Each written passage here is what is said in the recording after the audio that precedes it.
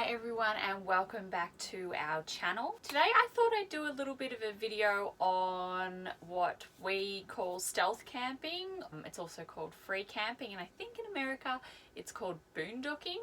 So last night we spent the night stealth camping, and it was funny, you got Cam and I talking to how much we have stealth camped or free camped or boondocked since we've been on the road. We've been living in our van for 9 months full time, and on the road traveling around Australia for 6 now. So we know a little bit about it. We realized and we figured out that in that time that we have been on the road, we've spent under $600 on caravan parks or paying for like bush camps or anything like that. So that's less than a week's rent that we were paying in Sydney. So that's a pretty cool fact. We average about maybe 1 or 2 nights a month in a caravan park or like a bush camp where you have to make a $10 donation or pay a national park fee or something like that. And that's so we kind of have allowed that in our budget. But apart from that, we free camp and stealth camp the whole time. So I kind of thought I'd talk a little bit about how we do that so that maybe you can do it as well. Firstly, we are super respectful of wherever we free camp or wherever we stealth camp. We are super respectful of the neighborhood, people that live there, everything like that. So if you are going to free camp, we do encourage you to do the same. We are self-contained, so we have full shower and bathroom. So we actually don't have to exit our vehicle at night. And that's probably been one of the best things. And it does make it easier to stealth camp because we don't have to be near facilities or anything like that. Something that we do whenever we're stealth camp is suss out the area during the day. So if that is, we just do a little bit of quick reconnaissance around the area, drive around, find where we would like to stealth camp or would like to spend the night. There are a few prerequisites that we like to do. Obviously we have a baby in the van, we like to feel safe. So there are a few things that we look out for. One, if there's any like rubbish or beer bottles or anything or glass outside the van, that is something that definitely makes us feel uncomfortable. Or if you can see tire marks on the road and you know that's potentially some place that people might do burnouts, we definitely avoid places like that. Probably our favorite place to stay is actually in a residential street. We find it really, really easy to camp there. So as we have been traveling around Australia, we use wiki camps as it's a bit of our go-to. Whenever we're on the road, we're looking for places to stay or anything like that. When it does come to looking for a place to free camp, if wiki camps actually doesn't have a free camp, the first thing I make sure I do is I go through and read all of the comments on all of the attraction points.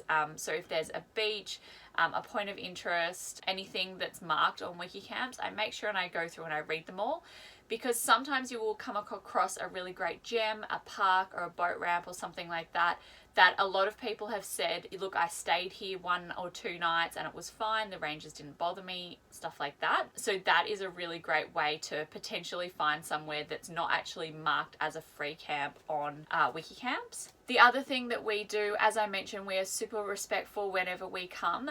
The biggest thing for us is timing. So whenever we stealth camp, obviously we have a baby and we put Flynn to sleep around 7:30, maybe even 8, depending on what's happened during the day. And we don't move to where we're going to spend the night until absolutely like 5 or 10 minutes before we're about to put him to sleep. So we'll spend our afternoon or our evening doing everything we have to do, like cook dinner, give Flynn a bath, whatever we want to do, at a beach or at a park or something like that.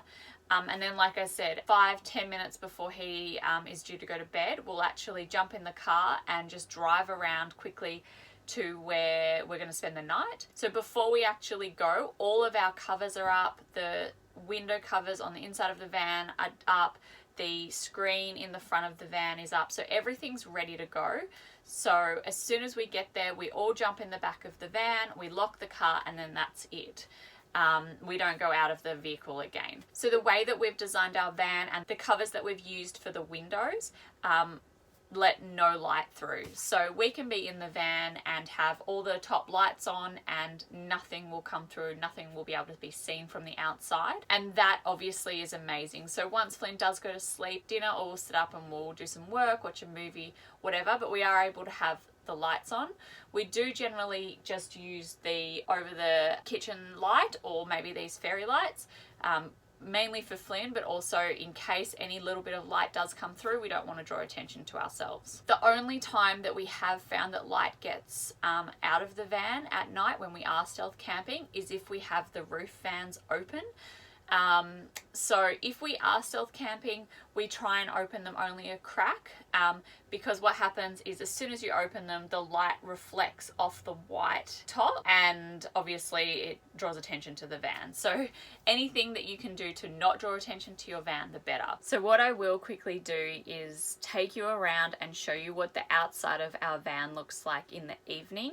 And show you that with all the lights on inside and everything like that, if you do have some really good window coverings to kind of block out all the light, then it does allow you to really essentially camp wherever you want.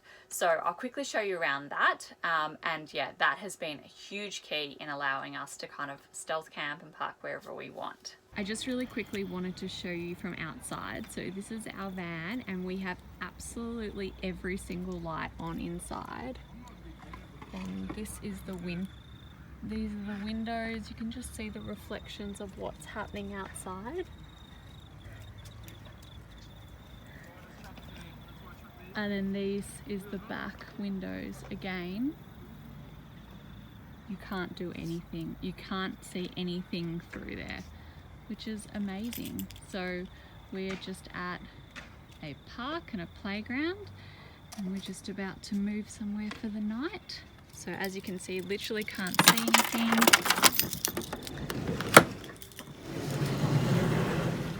Every single light on inside. For us, when we were doing the build, if you watched our van build series, you will see that we did as little cutting on the outside as possible. So we wanted to make the van as stealth as possible because we wanted to be able to camp wherever we wanted. So on the outside of the van, we have made only 3 cuts. So we made the hot water, like the gas hot water heater, we had the gas box and just our 240 volt power inlet. They're the only things that are on the outside of the van that you can see that would render it different from potentially a tradie van.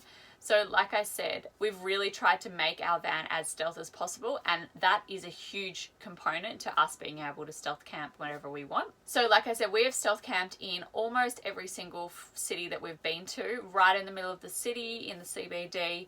We have had no problems, and again, that comes from not only arriving late in the evening, but also leaving first thing in the morning. So Cam gets up and goes for a run almost every morning between 6 and 6:30, maybe even earlier. And as soon as he gets up and leaves, I will secure everything in the van if I haven't done it the night before, and Flynn and I will get up and we will drive to somewhere different. So the biggest thing about that is that we don't want to be anywhere really between 6:30 and 7 when the rangers might start to come around. So we just jump up, pack everything up and drive to a point or a beach that Cam and I have already discussed. And he will run there. So that means that, again, there's no chances that the rangers could catch you because you're up potentially before they've started work and you've left absolutely no trace that you've been there. So I think that that has also been the best thing in making sure that we haven't had any issues with free camping, is leaving really early in the morning. So these are just a few of the things that we do to make sure that we have the best free camping experience possible, but also that we don't get caught, but also that we're really, really respectful. So again, like when we get to a place, we don't do any loud music, we don't turn lights on, we just stay in the van, and then that's the kind of the night for us. A few of our favorite places to free camp or boondock or stealth camp, whatever you want to call it, that potentially if you can't find something on Wiki Camps, a few of our really good go-tos are firstly boat ramps, or anywhere that people might park their boats or trailers or caravans. So you will see, mainly in bigger cities, you will find that there are potentially areas where that's kind of done. Again, we just quickly slot in there at night and leave really early in the morning. One thing with boat ramps is obviously there's a lot of fishing, so people do come down early in the morning. So, you know, like I said, you just try and get in and out without people noticing. So another really good one that we have found is really good is if there is a residential area that either has a park or or some vegetation on one side of the street, like a nature reserve or something like that, that's another really good one. You can just pull up quietly and then leave really early in the morning. And another little sneaky one that we've kind of found potentially, you know, does work if you are in like an area that has holiday homes. If you can see a holiday home that is obviously a holiday house and potentially doesn't actually have anyone staying in it at the moment, we've actually found that sometimes we've pulled up in front of those, because you'll find that the neighbours potentially, if they are there and they are permanent residents in that area, they won't actually know the car that the car doesn't belong to that holiday home. So again, a little bit sneaky, but you know, we've done that a few times as well. When you are looking for places to free camp, or stealth camp, we actively avoid staying on the beachfront. So I know a lot of our beautiful photos are of beachfronts, and the van parked right on the beach. More often than not, they are actually designated free camps. So when we are staying in those areas, obviously it's stunning, but when we are trying to stealth camp, you will find that the rangers patrol the beaches more. You will find that the locals get a little bit territorial if there are a lot of vans parking up on the front of the beach. So we will actually stay 1, 2, 3 streets behind the beach rather than actually park on the beachfront itself. I hope you enjoyed that. As I said, we have been living in our van for 9 months now, and we have spent less than $600 on accommodation or staying in caravan parks or paying for places to sleep. It can definitely be done. We have travelled through New South Wales, Victoria, Tasmania, South Australia, and we're now into WA. Even in areas where, you know, it's patrolled and, you know, you hear a lot of places that saying that free camping isn't welcome. Definitely from our vehicle, and if you are respectful to your environment and the people around you, it can definitely be done. Like I said, we are super respectful, and we spend a lot of time and a lot of money in all the places that we come to. We love supporting the local communities, but yeah, this is just the way that we really love to travel Australia, and it has allowed us to afford to travel Australia. We definitely could not afford to be paying, you know, anywhere from $20 to $50 a night for a caravan park. Hopefully some of these tips have helped you, and yeah, it might save you a few dollars on your trip around the country or whatever country you're in. I would love to hear anyone else's tips. If you've got some great tips on how to, stealth camp or boondock or free camp, whatever you want to call it, from your country, leave them below. Yeah, I'd love to hear them. So as always, we would really love any support you can give us. So a big thumbs up, subscribe to our channel. We have some very exciting things happening in the next couple of weeks, which we will definitely be taking you along for. So yeah, make sure you click the big red button, the little bell, so you get some notifications when our videos go live. Thank you so much for watching, and we will see you all soon. So we have had a nice day, haven't we? Yes. And we are just about to move to our spot where we're going to stealth camp for the night. Yeah. A bus? No bus. So yeah, so we're just about to move. As you can see, we've got the window covers on the back, and Cam's just fixing the window covers on the front and on the side window. And yeah, we're gonna go spend the night somewhere in the middle of a town. Yeah, can you say good night? Can you say no night? No night.